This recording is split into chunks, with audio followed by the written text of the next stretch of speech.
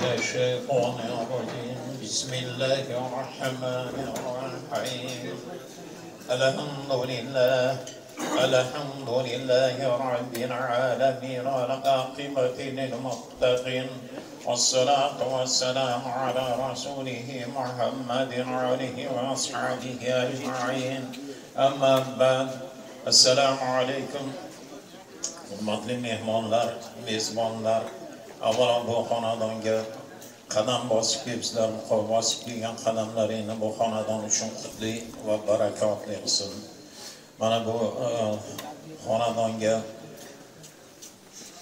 So'g'd tumanidan Najibulloh nomli tashrif buyurganlar, hurmatli birodarlar, mana shu amal ma'ruf qilinayotgan paytda bir pasgina ko'pmas ozgina bir domlani suhbatlariga quloq tutib, mana shu amri ma'rufdan, ya'ni yaxshilikka yondashtirib, yomonlikdan qaytarishlikdan bahramand bo'lib qolsak, inshaalloh maqsadga muvofiq bo'ladi. Marhamat domla.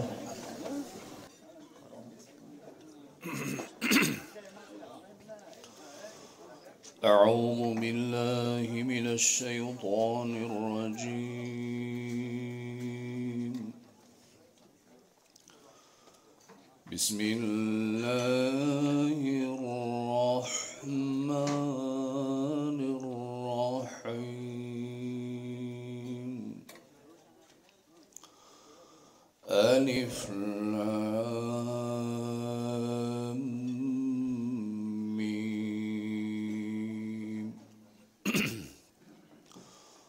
ذلك الكتاب لا ريب فيه هدى للمتقين الذين يؤمنون بما أنزل إليك وما أنزل من قبلك وبالآخرة هم يوقنون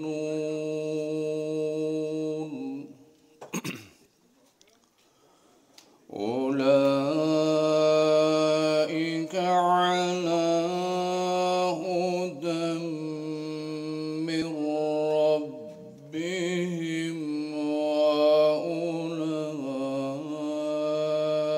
وأولئك هم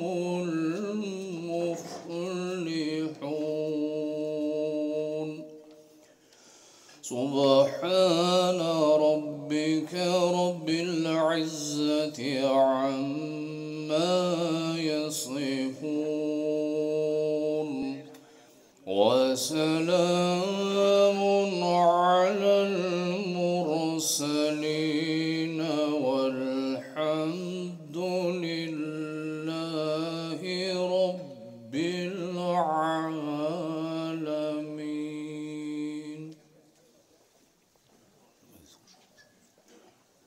بسم الله الرحمن الرحيم اللهم تقبل منا هذه تلاوتنا واعف عنا واغفر لنا وارحمنا أنت مولانا فانصرنا على القوم الكافرين ربنا لا تزغ قلوبنا بعد إذ هديتنا وهب لنا من لدنك رحمة إنك أنت الوهاب برحمتك يا أرحم الراحمين.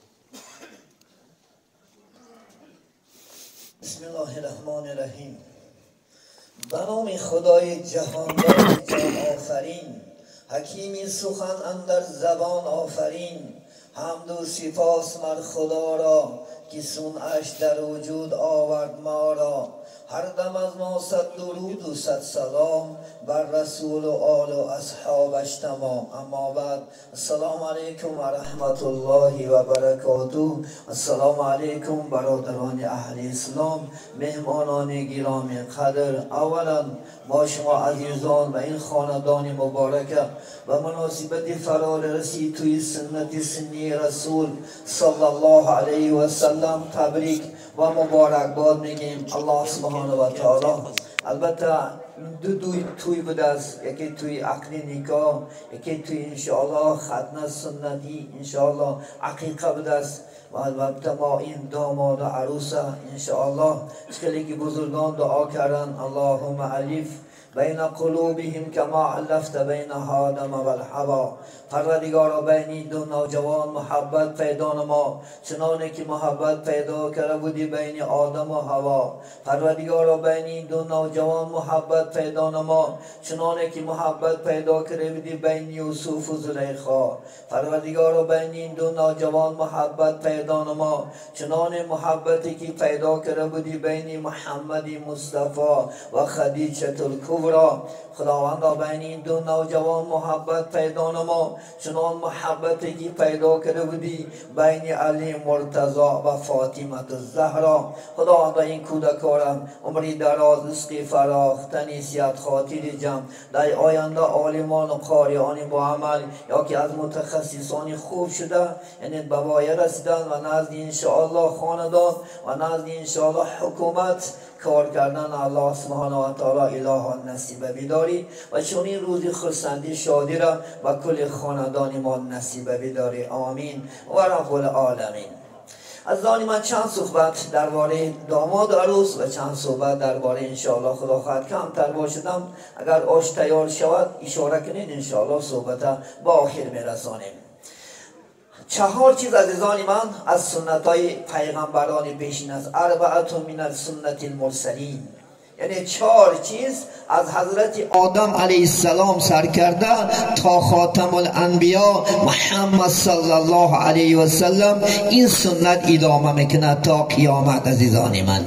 یکی همین انشاءالله نکاح است عزیزان من، یعنی النکاح پیغمبرتن سنتی فمن رغب عن سنتی فلیس منی. نکاح سنتی من است، کسی که از سنتی من یعنی رو گردوند وای امتی من نیست. عزیزان من انشاءالله باید که سرچشمه حیات انسان با یعنی واسطه نکاح و واسطه شاهدان انشاءالله یعنی صحیح خدا خواهد انشاءالله نکاح شود از و انشاءالله فرزندای خوب، فرزندای نیک انشاءالله خدا خواهد به دنیا می آید. مثل انشاءالله قاری محترم، مثل بزرگان اسلام، شیخان اسلام انشاءالله، مثل محمد صادق، محمد یوسف الحمدلله، مثل اینها شخصان بزرگ با واسطه نکاح صحیح انشاءالله خدا خواهد به وجود می آید عزیزان من.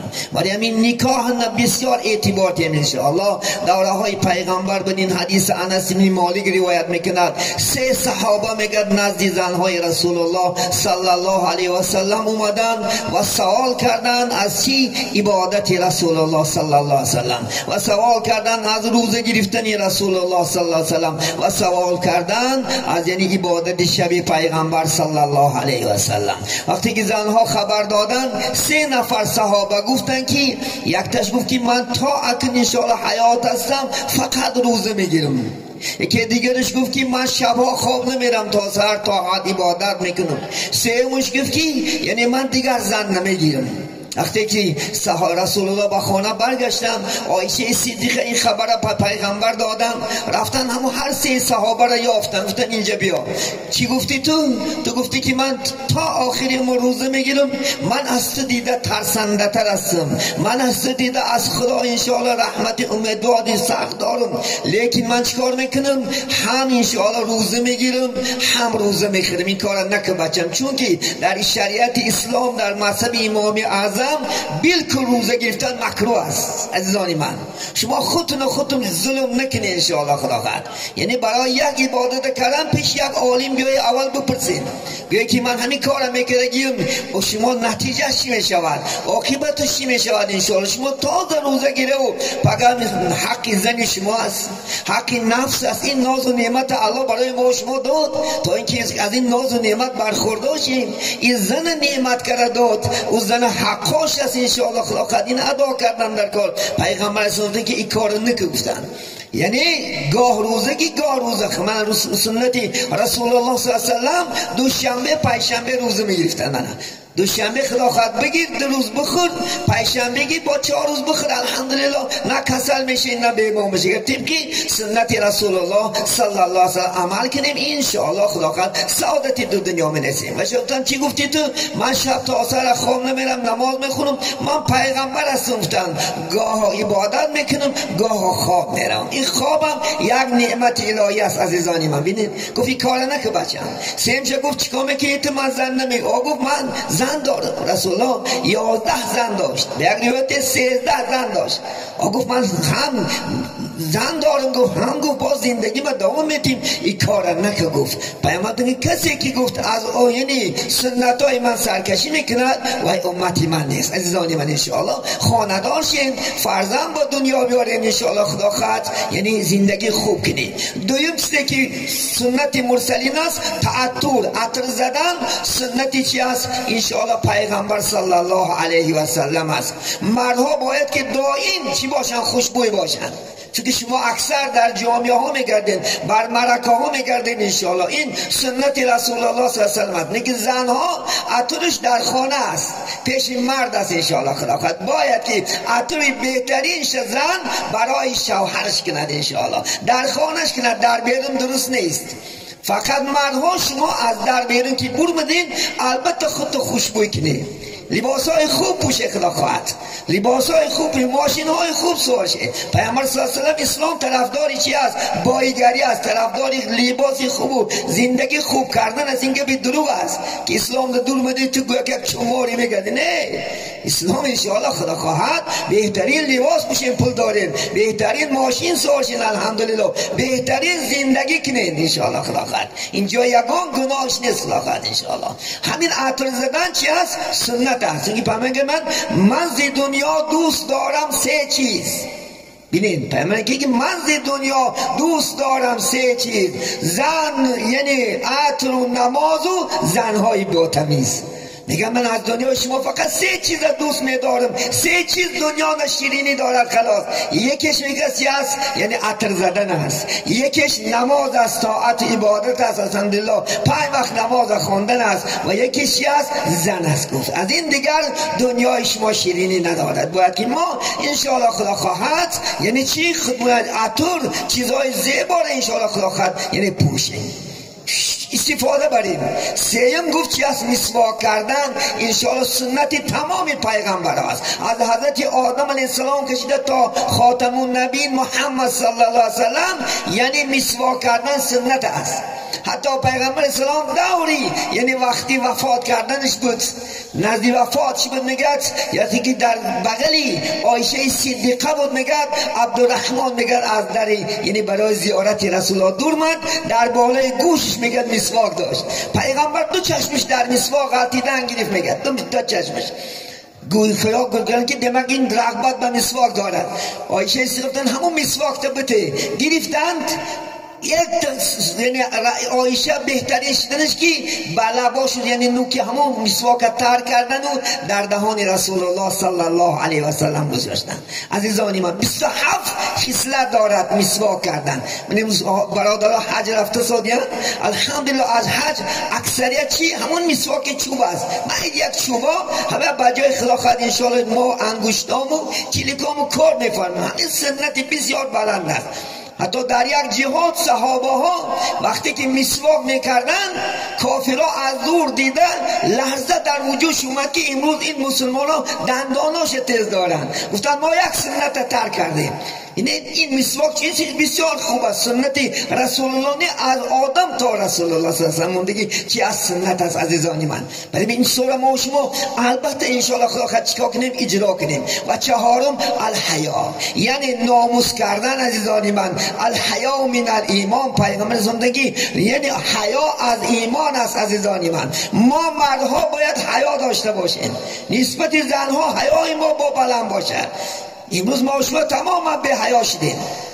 شیخ سعدی میگه یعنی لعنت میگه بر وجودی به حیا باد.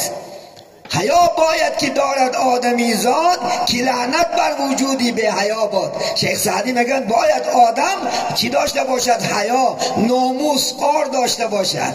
در پیش همه مرد از دهنش نجاست نریزد، در پیش همه مرد حقارت نکند، یعنی زبانش خدا خواهد نگه دارد. یعنی حضرت مولوی در کوچه گذشتن یک جوان دیدن که بسیار حقارت دارد، بسیار بد اخلاق، بی ادب، بی حیا. چی گفتن؟ من آدمم، گفته هستی کله جنبان، چرا داری میزاجی خوی حیوان. یک گفتن تمامی آدم بسی کلت جموده گشته، چرا تو مثل حیوان ولی یعنی چی داری؟ میجاز و خوی داری. من آدمم، گفته هستی کله جنبان، چرا داری میزاجی خوی حیوان. گهی چو سگ شوی در جنگ اخوان، گزی هر دل را به زخم دندان. و وقتی که گفت جنجال میکنی مثل سگ، گفت فقط تو بالا حقارت میکنی، نه مادرش میمونی نه خواهرش. این گناه هست عزیزان من، نکنه این کار. باید که حیا داشته باشیم. پیغمبر علیه السلام حیاش بینین. حیای میگه محمد زین نز خودی عروسی تگی چادر بود. بینید پیامبر صلی الله علیه و سلم حیاش چقدر که ما عروس میاریم زیر چادر در این خانه 2 روز تا 3 روز 4 روز چقدر خوچه گم میکند. گاها پیاله از دستش میغلطد، گاها کلداو میخرد، چون که خانه نو است، این یک محیط دیگر است. پیغمبر میگه از اینم یعنی حیاش بنام بده ان شاء الله. خدا خواهد حیا کنن، خدا خواهد. عین این عروس و داماد امروز یک خاندان میآید عزیزان من، و یک نصیحتی برای اینا میکنم خدا خواهد ان شاء الله. اولین چیزی کاری که ما میکنیم عزیزان من، خانه که عروس میاریم سنت چی است ان شاء الله خدا خواهد؟ باید نگد بچه و پای راست نزد عروس درآید، بسم الله الرحمن الرحیم گوید قدم ماند و میگه دست در پیشانیش موند و چکلی که پیغمبر دعا کردن پروردگارا همین عروسی من خوش اخلاق کن.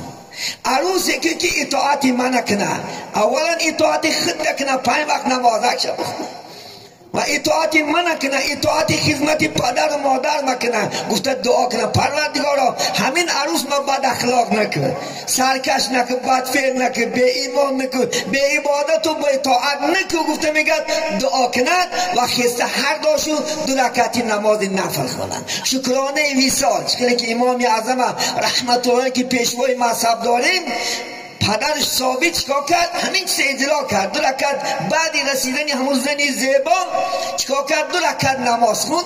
همین برای ما شما شد وظیفه شد. نماز خوانده از خداوند چیکار کنن؟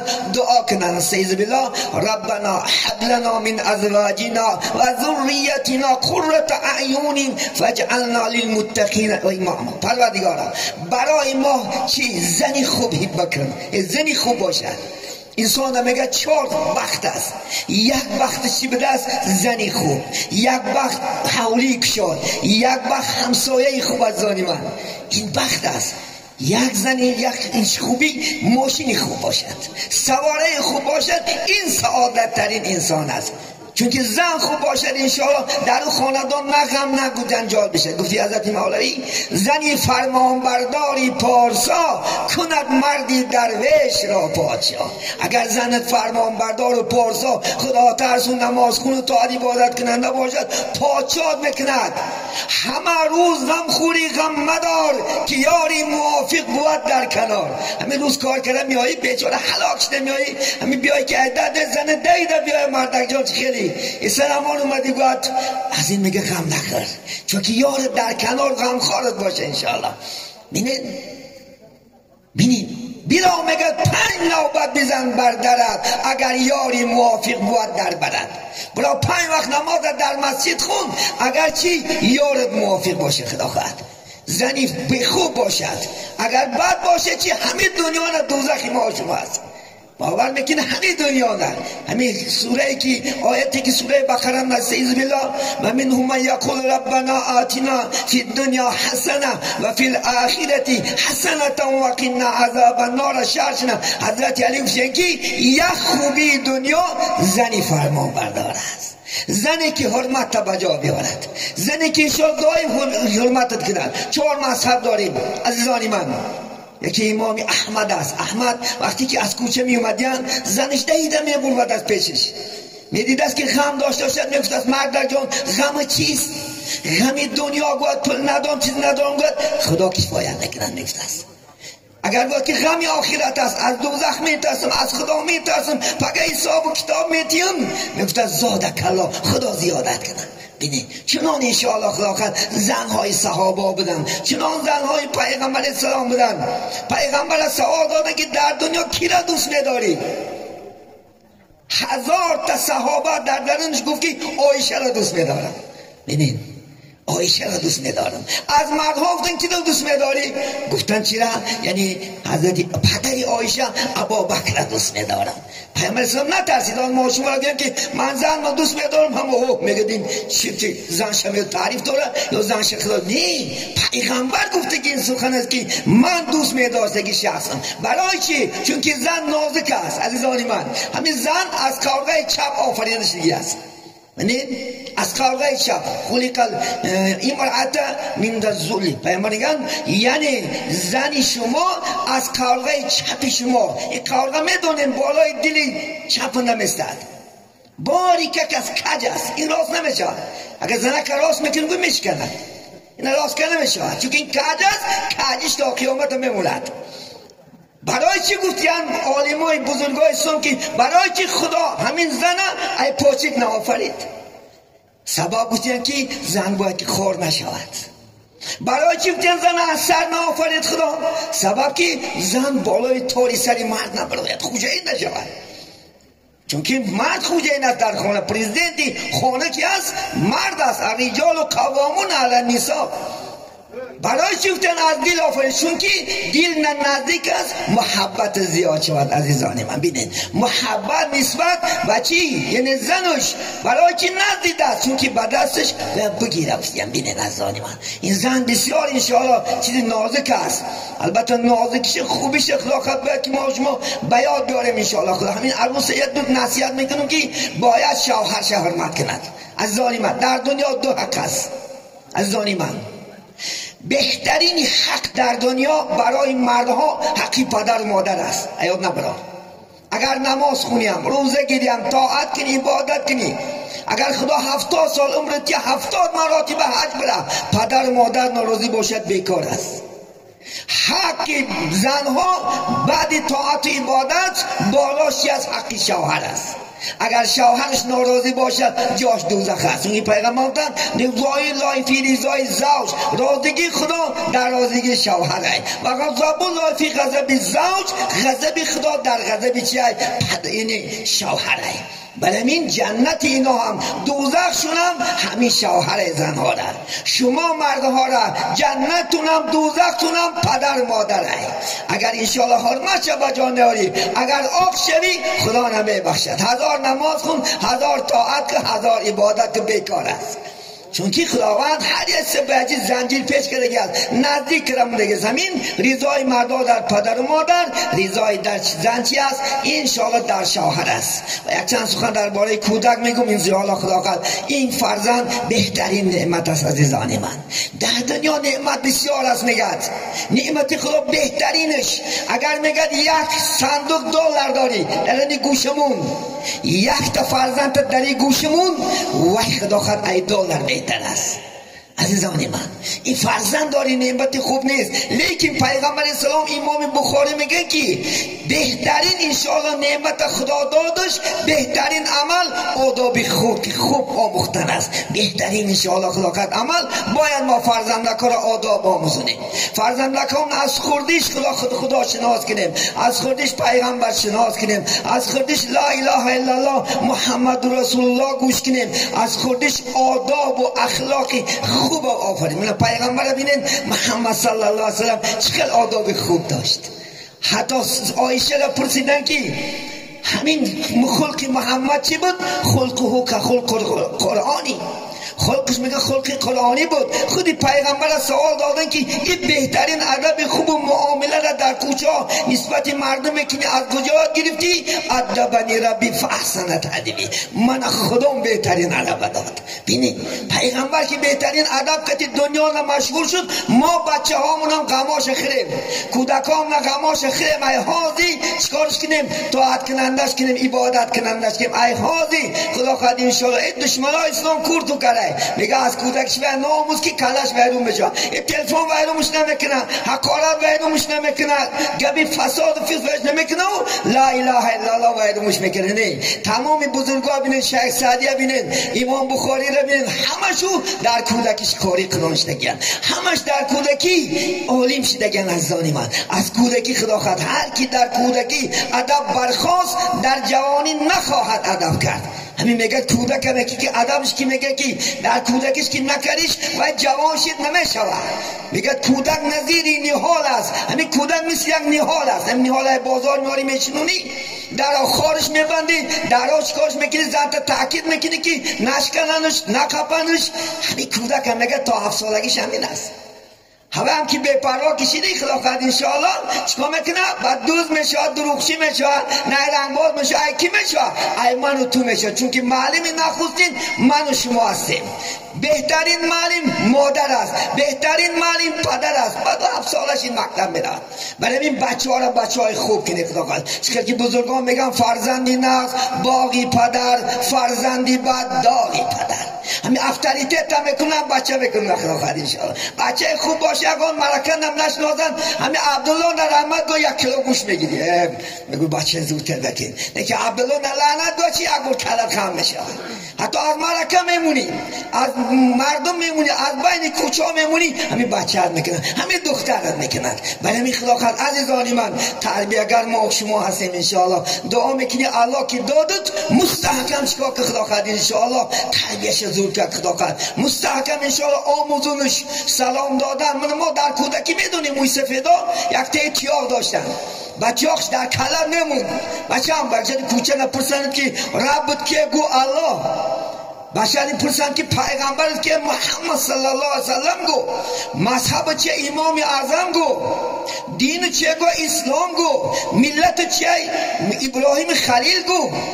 ای که باید مسلمانی گوید با دور میثاق بگو که من شرمنده نکنی. باید اونجا نپرسم حاضر بار میکنید 70% بچه ها نمیدونن.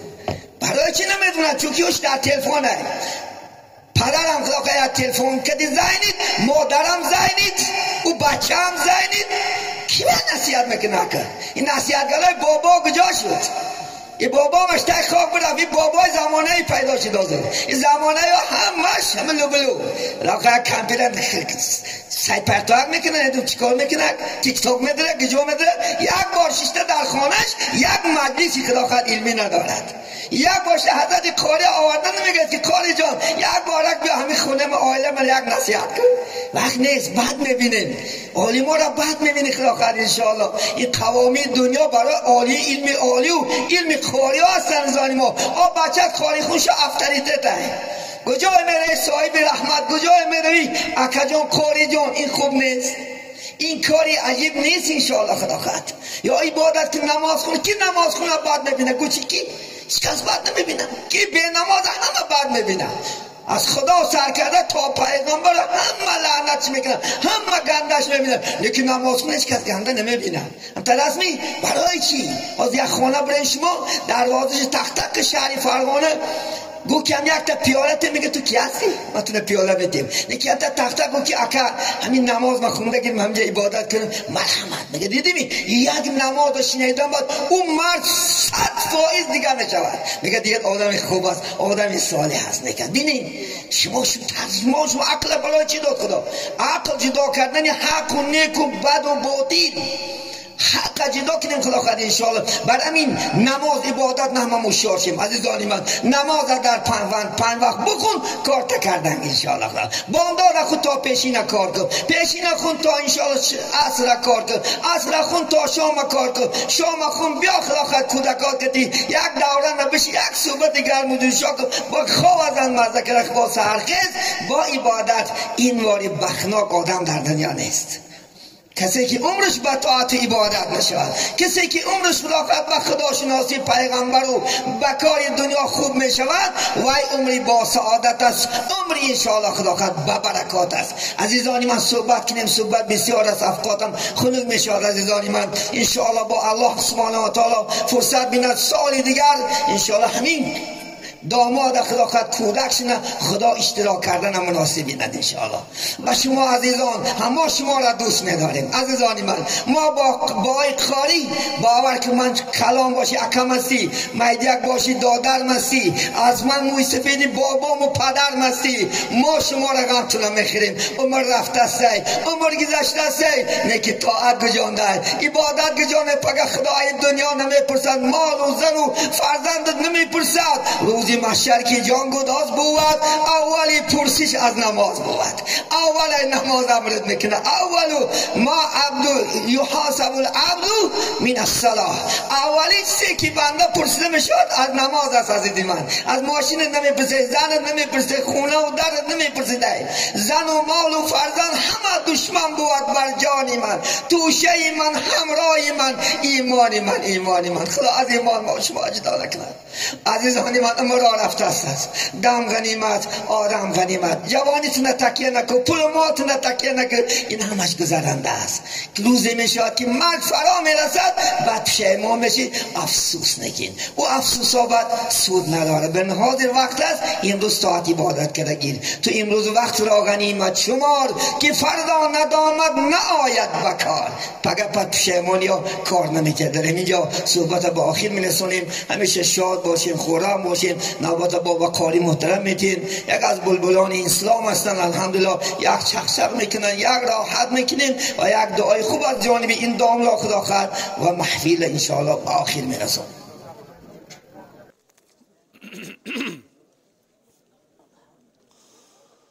أعوذ بالله من الشيطان الرجيم بسم الله الرحمن الرحيم ياسين والقرآن الحكيم إنك لمن المرسلين على صراط مستقيم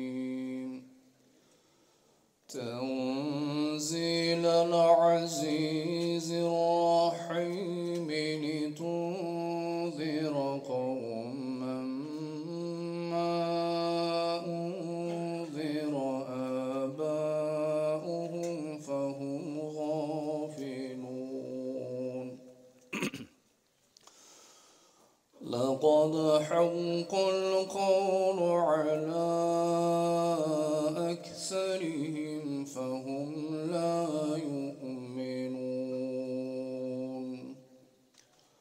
إنا جعلنا في أعناقهم أغلالا فهي إلى الأذقان فهم مقمحون وجعلنا من بين أيديهم سدا ومن خلفهم سدا فأغشيناهم فهم لا يبصرون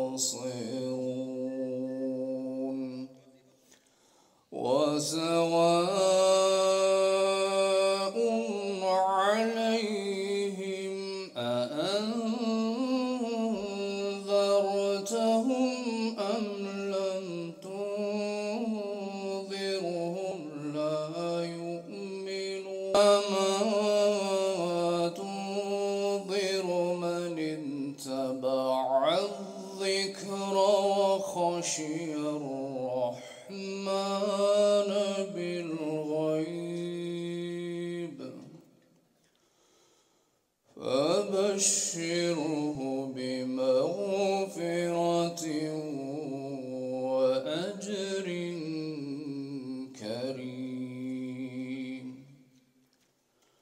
إنا نحن نحيي الموتى ونكتب ما قدموا وآثارهم وكل شيء أحصيناه في إمام مبين بسم الله الرحمن الرحيم قل هو الله أحد الله الصمد لم يلد ولم يولد ولم يكن له كفوا أحد بسم الله الرحمن الرحيم قل هو الله أحد الله الصمد لم يلد ولم يولد ولم يكن له كفوا أحد بسم الله الرحمن الرحيم قل هو الله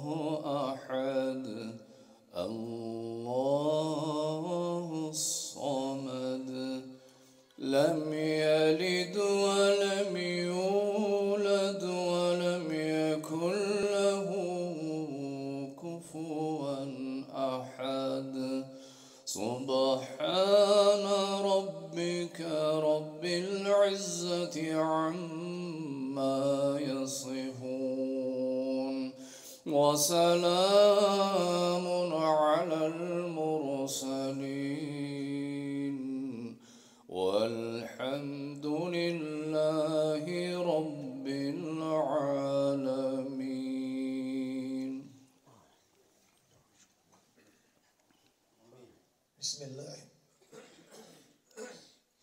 بسم الله الرحمن الرحيم اللهم تقبل منا إنك أنت السميع العليم وتوب علينا يا مولانا إنك أنت التواب الرحيم.